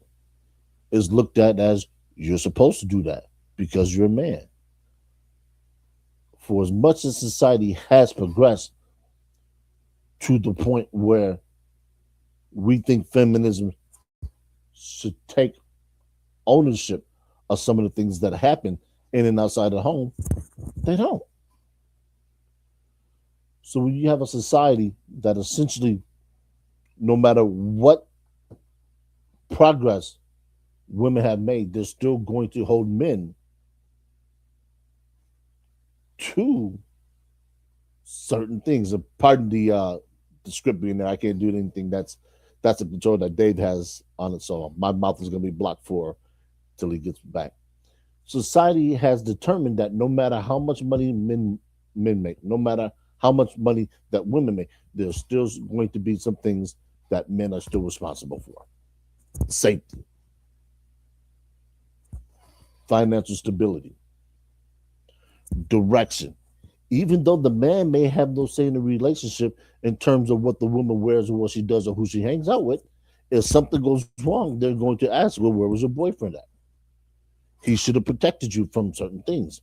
But you can't protect an individual who's not willing to listen to quote unquote the authority in the situation. If I'm going to be held accountable for what happens to my girlfriend, then she has to yield to my wisdom. She needs to yield to what she's being told. That's another thing that Nathan addresses with the Nathan story. So how can you be the protector, the provider, and everything that's required if society is saying, well, you don't have that right. You have the responsibility, but you don't have the right. It's a catch-22. And you're never going to end up in a situation to where you're right. Everything that you do, especially when it comes to a female being involved, it's going to be wrong. What the bear take? Yeah.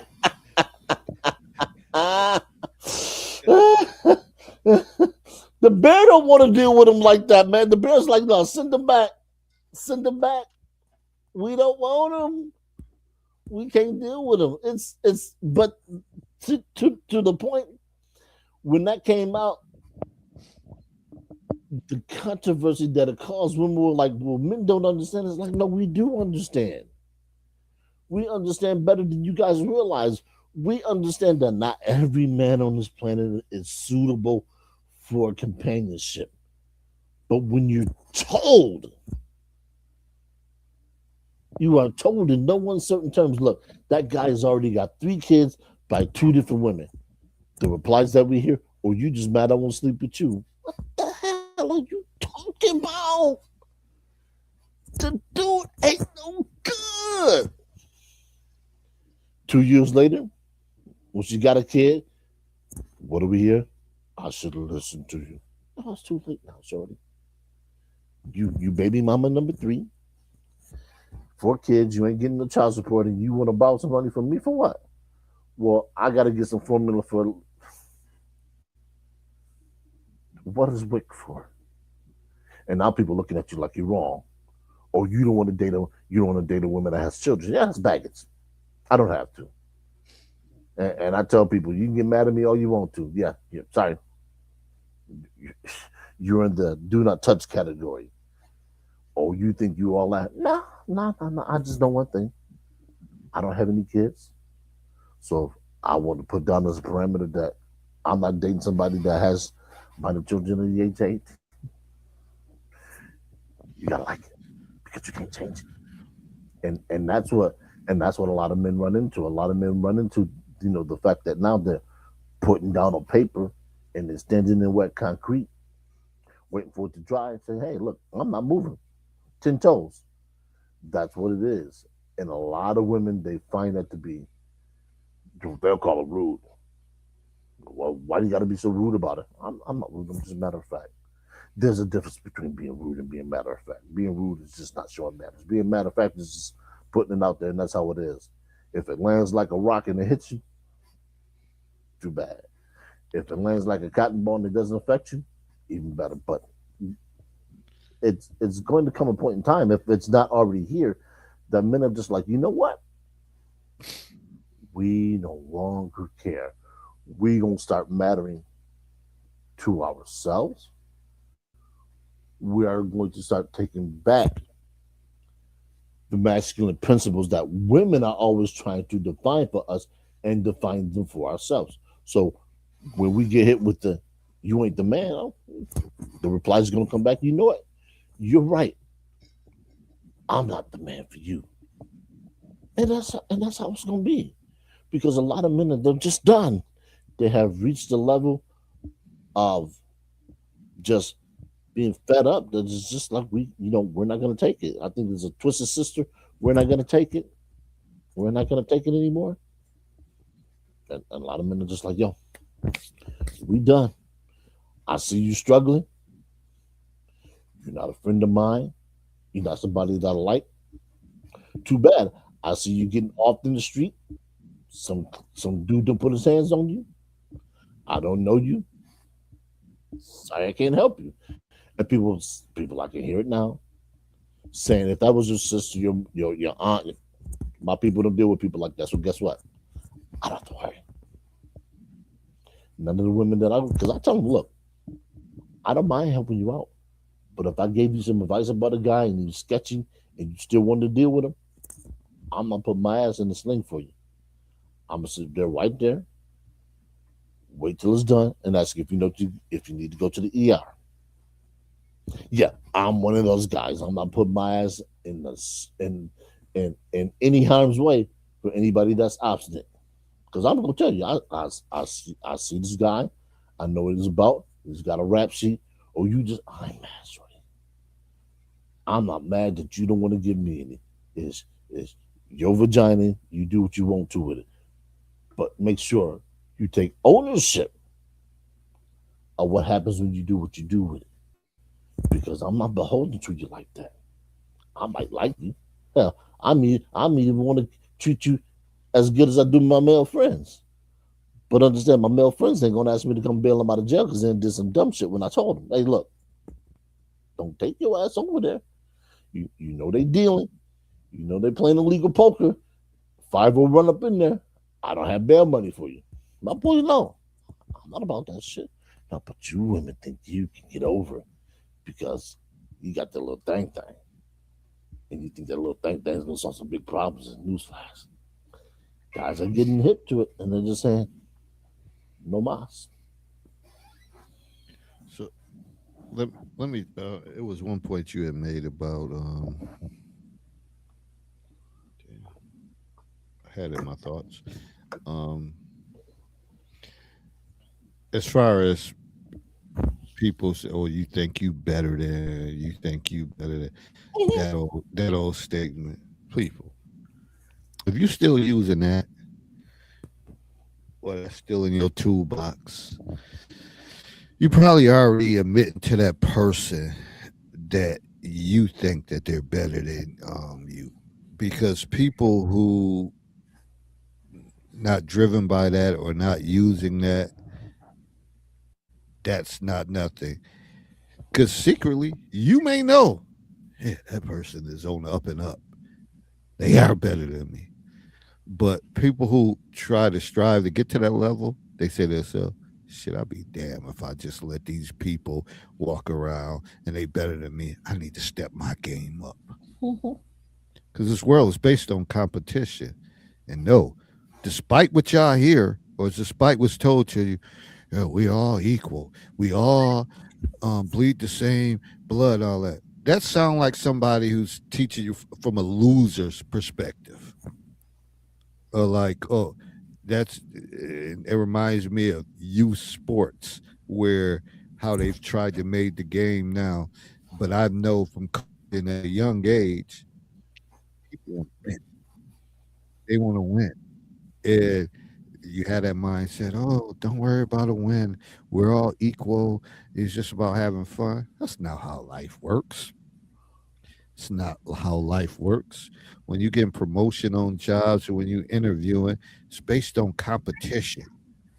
Uh, so if you're someone that's always going, oh, you think you're better, or you're putting people down, it sound like a loser state of mind. Sound like a loser state of mind, to be honest. I'm not worried about the next person. I'm trying to figure out how can I get better. What can I do to be on that same playing field?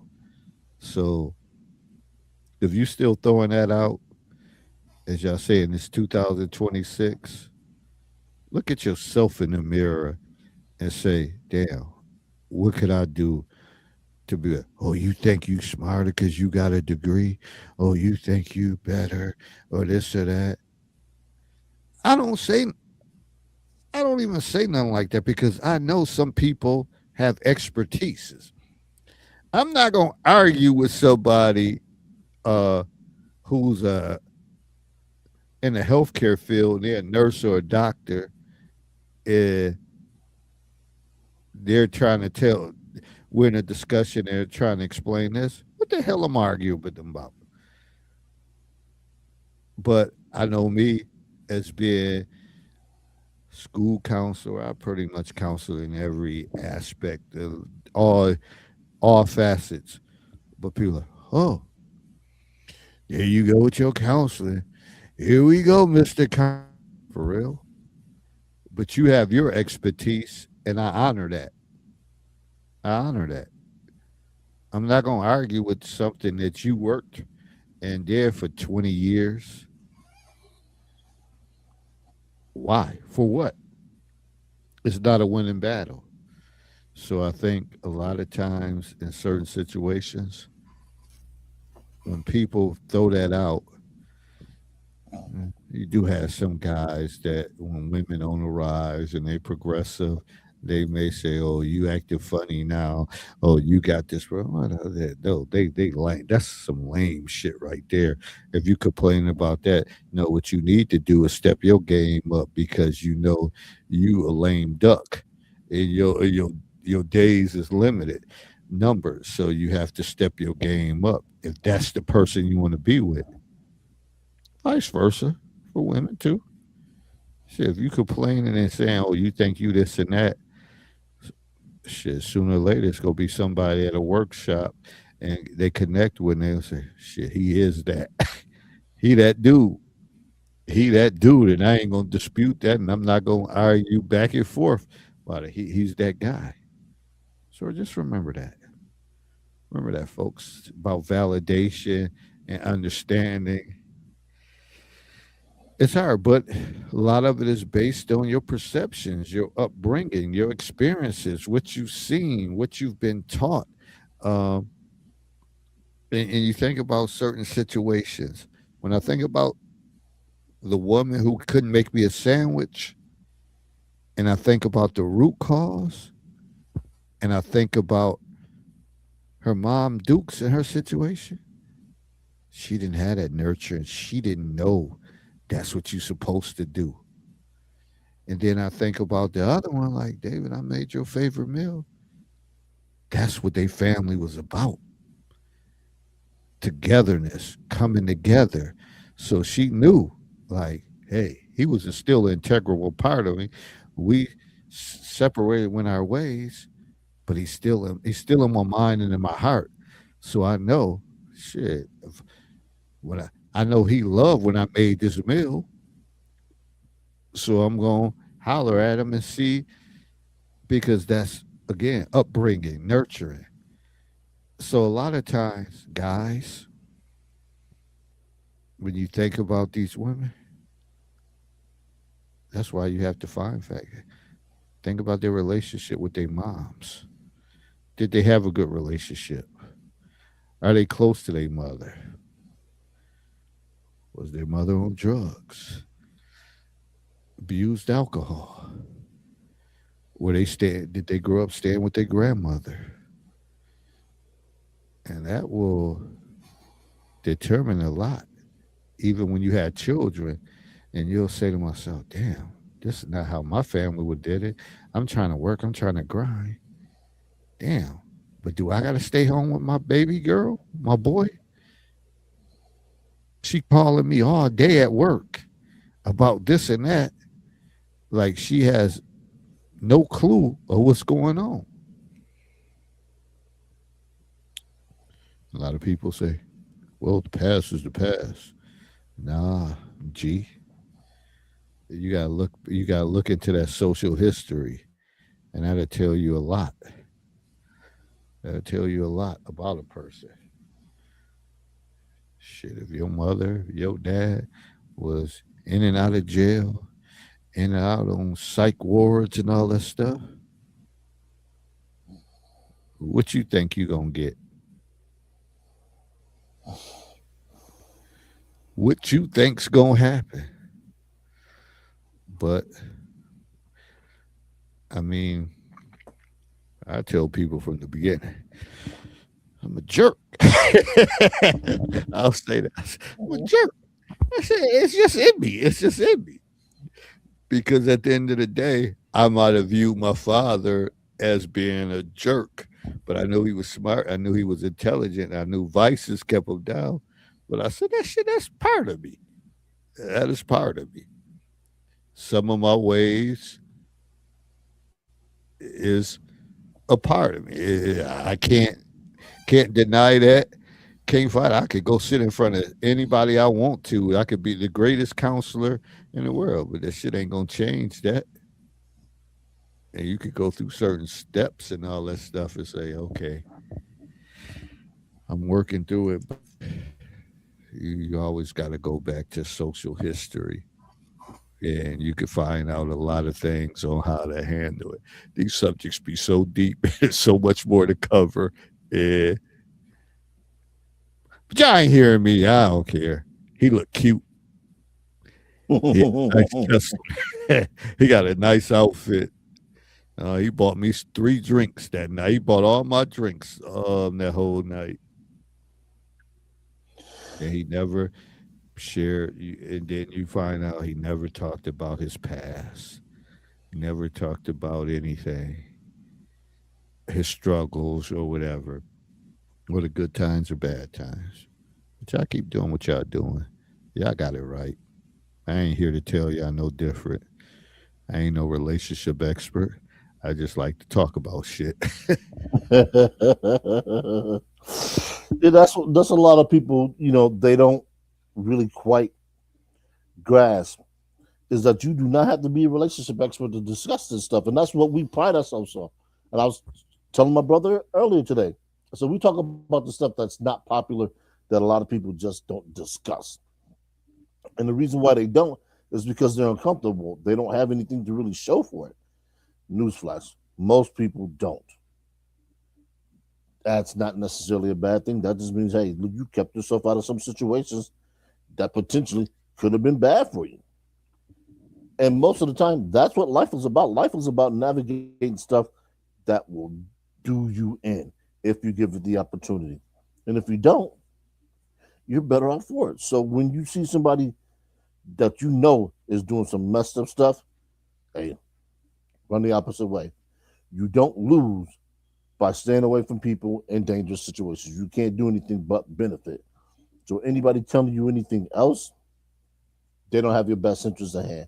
And somebody that don't have your best interest at hand, you may as well consider them an enemy. Get away from them. Run as fast, as far away as you can, because they don't mean you any good. I don't care who tells you what. I don't care what relation that family member is to you or that friend. They're not they're not the kind of friend that you want. Get out. Like the movie. Like the movie. Run. Run like Forrest.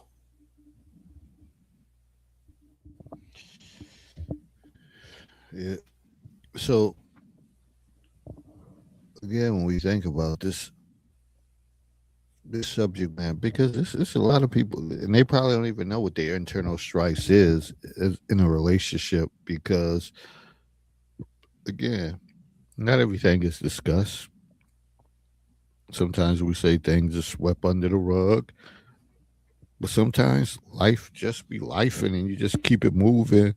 And you might live by the motto, uh, if it, what don't kill you. What's the thing? Whatever Or don't kill you, make you stronger. strong you, you might live by that. Whatever don't kill you, make you strong. You might live by that. Like, it ain't harming me. I still got to keep it moving, and because that's the day to day grind. Uh, but at the same time, a lot of this stuff again is based on communication. Communication is a two-way thing. You got to talk. You got to listen. You need validation, but also you got to validate others. It's not no one-sided type thing. And we got again. I always be amazed at how I have so many of these talking points, and then as you get to talking, you're like, man, we got like three talking points, and you have so many because this is how deep this stuff is, and nobody really thinks about it.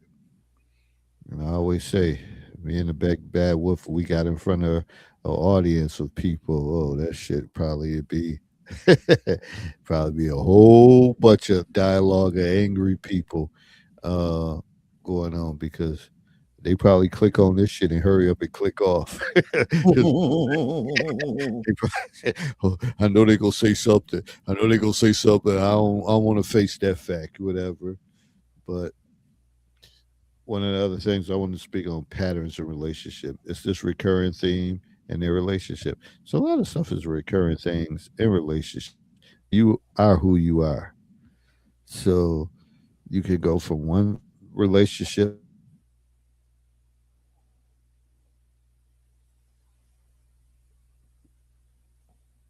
when we talk about when we talk about making adjustments like listen, I went through this last, I am not going through that again. I mean, I think we all talk about it. Women talk about it too. Well, I went through this. He put his hands on me. I am never going to talk to a dude who raised his voice at me. Mhm. Yeah, yeah. You can have a person he ain't never thought about putting it, and he might raise his voice one time and all that, and you might shut all that shit down. You talking because you know he mean business. Yeah. But a lot of times you go through his cycles. You go through the same stuff over and over. And unless, again, we talk about taking time to kind of heal yourself, to come into a new relationship or new situation. And who says you ever heal? We always trigger. It's always triggers. So I guess it depends on how you respond to those triggers. So, but there's normally patterns to this, and we're speaking on men feeling like they're not validated. But how do you change it?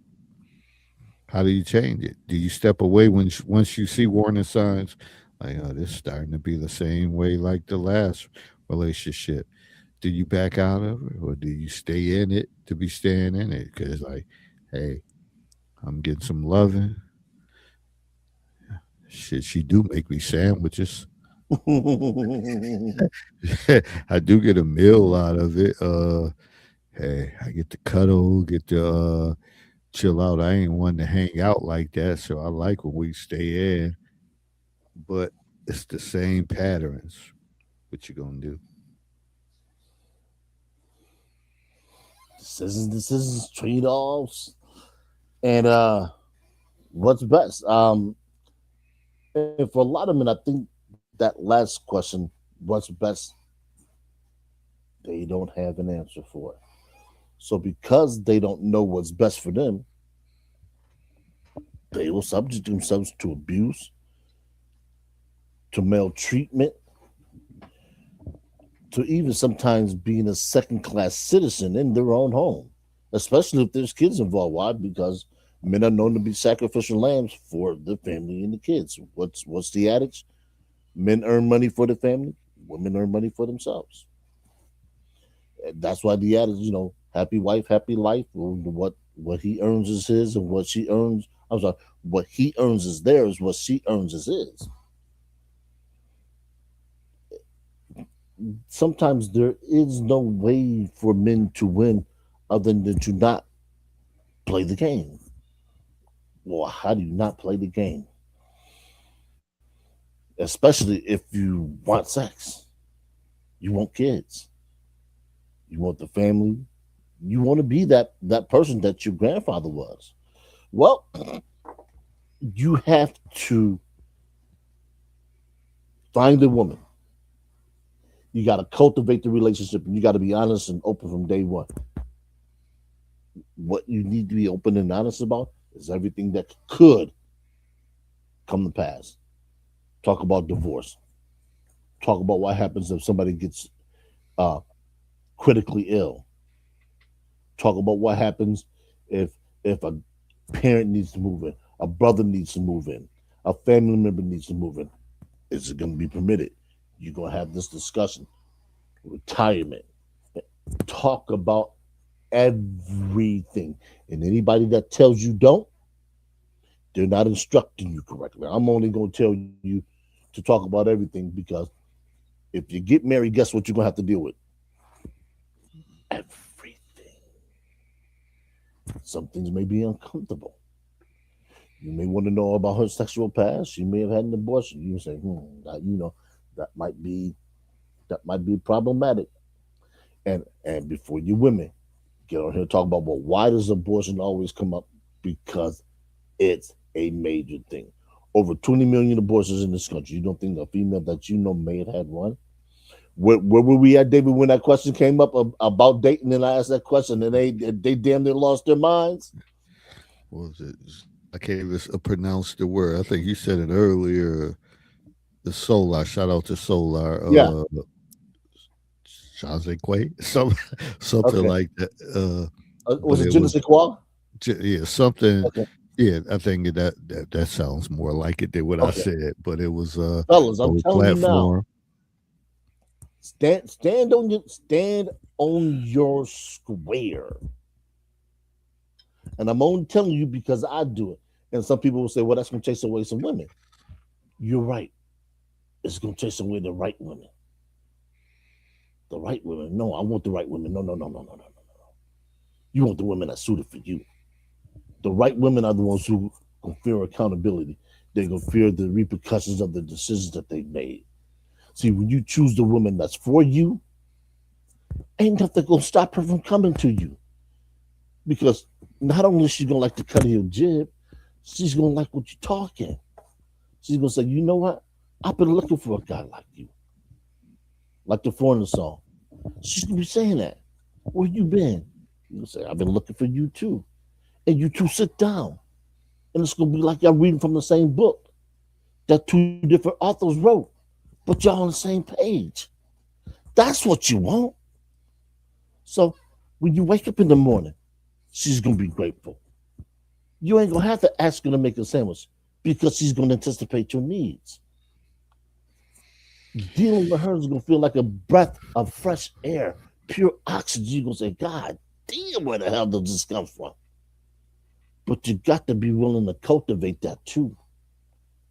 So what she do for you, you in turn have to do for her. And when you do that, you'll find that working together, living together, taking vacations together, you couldn't imagine doing it with anybody else. And I know some people can say, that sounds like some sucker shit. Label me a sucker. Because I found one or two females who I like them. That kind of like doing that stuff with. And you know what? It's kind of cool. But hey, what do I know? I'm only 54. I don't have that much gray hair. I know my hairline was receding. But hey, I'm happy. What's the song go? I might be broke, but I'm happy. I might be sad, but I'm smiling. Yeah.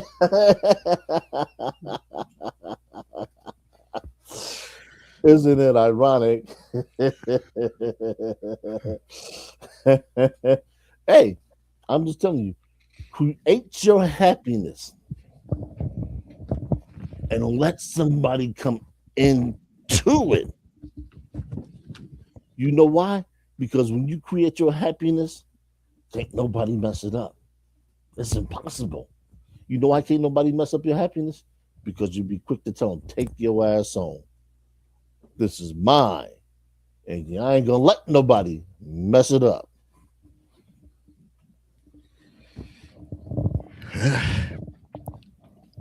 And I'm looking at the time, but I'm like, oh, this conversation has so many more layers to it. But I think it would only be right to probably run it back next week to talk about women and what they have to say. but we probably have to sprinkle in a little about men too, because it's a lot of overlap, a lot of parallels to it. But when you think about it, again, everything always start out good, Hmm. and then you hit bumps in the road in life. Things happen again, whether you're in your 50s, we're in our 50s, so I'm speaking on 50s, and you're thinking about certain things. You're thinking about health, thinking about deaths in the family. You're thinking about uh, your job satisfaction.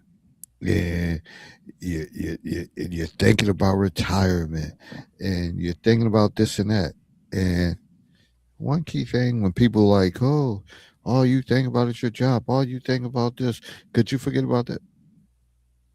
That is one thing that you really can't forget about. Your job is going to play an integral part of who you are and what you do, because that's how you live. So when people say family first, that shit only as good as long as you've been on a job. Understand that.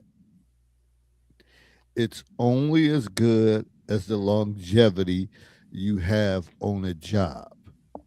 If you just starting off somewhere and you know your ass knee deep in bills and this and that, and you say, well, family first.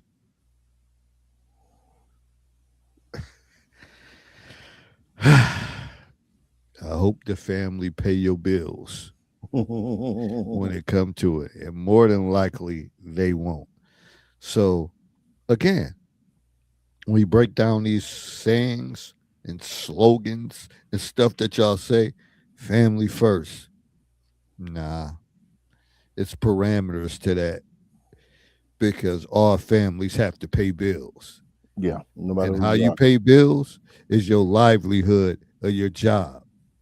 So family might not always necessarily be first. They're not forgotten, but at the same time, you have to live. Now, if you want to be someone say family first, in every situation your family get into, and your ass call in to work and don't go to work, and your ass end up fired, then y'all be two broke ass sick individuals sitting on the couch, wondering what other family y'all can interrupt their peace. But real solid people don't like their peace interrupted when they're making jobs. So can we eliminate that?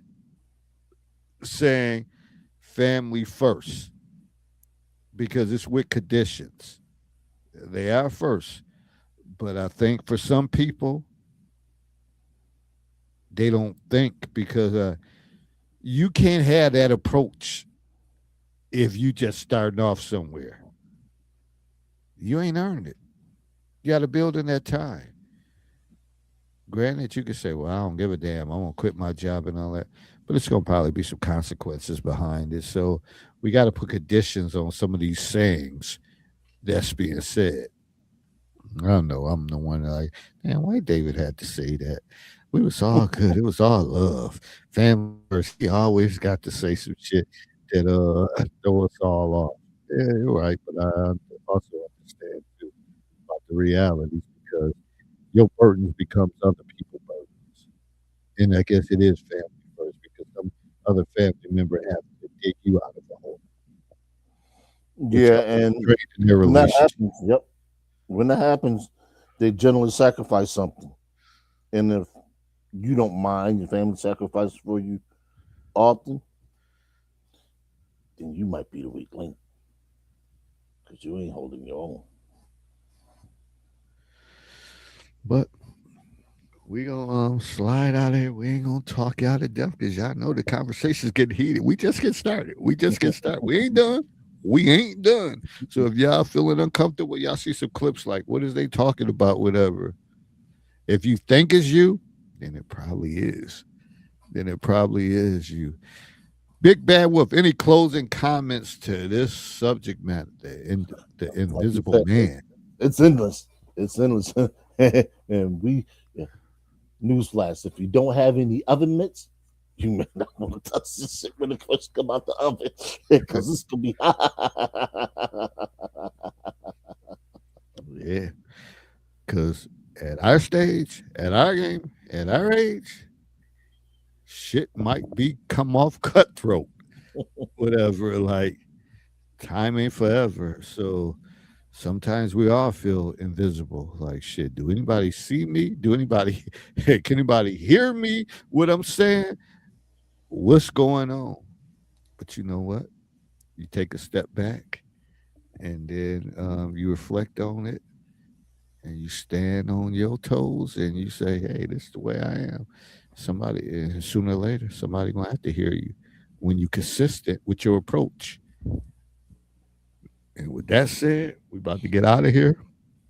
Everybody stay safe. We don't know what this weather's gonna be like. We don't know what's gonna happen.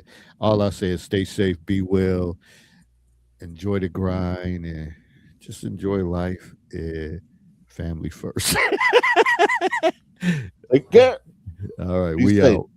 On to the next one. Peace.